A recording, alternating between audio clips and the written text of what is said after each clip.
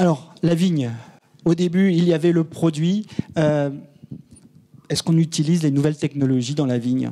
Ah oui, de plus en plus. Comment principalement, tout au long du process de la fabrication du raisin, on utilise aujourd'hui les outils connectés, que ce soit pour reconnaître, je dirais, des maladies de la vigne.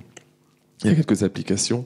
Reconnaître des adventices, par exemple, c'est-à-dire des mauvaises herbes, et pouvoir appliquer des moyens de destruction adaptés pour chaque type de mauvaise herbe.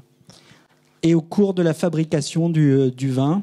Alors aussi, au cours de la fabrication, alors le BVB était assez précurseur, parce que dès 2011, on avait sorti 2 applications. Une application qui aidait les viticulteurs à mieux doser les sulfites dans les vins, c'est-à-dire au moment du process d'additionner les quantités justes nécessaires à la protection des vins. Et puis une autre petite application qui concernait quelque chose qu'on voit disparaître de plus en plus avec le réchauffement climatique, qui était la chaptalisation, savoir comment l'apport de sucre lors de la vinification.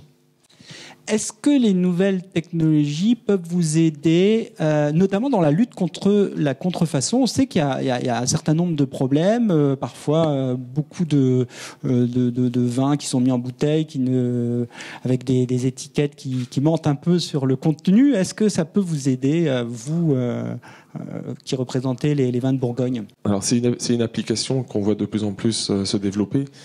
Des systèmes où on identifie la bouteille, et à partir de numéros sur la bouteille ou d'un code, un QR code, on va pouvoir savoir si la bouteille est authentique ou pas.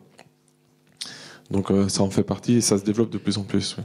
La traçabilité, ça c'est quelque chose qui est important pour le consommateur. Avec vous, Benoît Gervais, on est dans le traçable, dans le vérifiable, parce que le consommateur, il rencontre le producteur local. Effectivement, le but donc c'est que le consommateur puisse voir le producteur, lui poser des questions et via donc la plateforme internet mettre à disposition du consommateur une fiche profil, une fiche détaillée en fait des producteurs ou éventuellement des artisans travaillant avec des produits locaux, et ainsi que des pages de produits avec une description si possible la plus complète du produit. Et vous avez mis 1 an avant de mettre sur 1 an et demi de développement, oui, tout à fait. Donc c'est un peu un cas spécifique, si je puis dire. Je n'ai pas fait appel à une levée de fonds, comme on a pu voir pour d'autres entreprises. Donc ça a nécessité peut-être un peu plus de temps de mise en place.